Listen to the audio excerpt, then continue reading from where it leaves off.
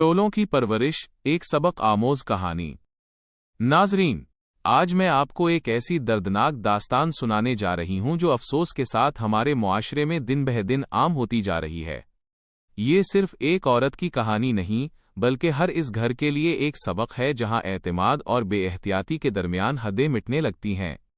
एक खातून अपनी खुशगवार इज़्दवाजी जिंदगी गुजार रही थीं। अगरचे वो औलाद की नेमत से महरूम थीं, लेकिन उनके शौहर ने कभी उन्हें इस बात का ताना नहीं दिया। वो अपने शौहर के किरदार पर बेहद एतमाद करती थीं और उन्हें अपनी जिंदगी का सबसे बड़ा सहारा समझती थीं।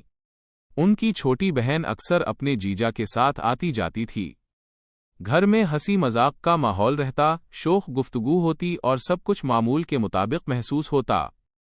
अगर कभी किसी ने समझाने की कोशिश की कि साली और बहनोई के ताल्लुक में कुछ एहतियात ज़रूरी है, तो वो यही कहकर बात टाल देते कि मेरे शौहर बहुत बाकिरदार हैं और मेरी बहन भी समझदार है।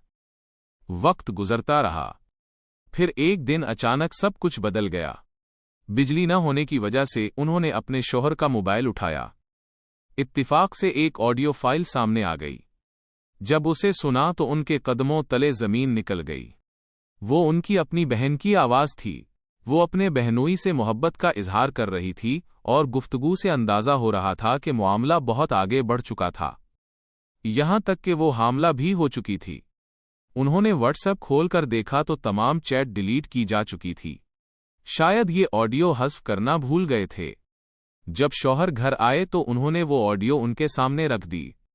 शौहर ने बगैर किसी शर्मिंदगी के कहा, अच्छा हुआ तुम्हें खुद ही मालूम हो गया।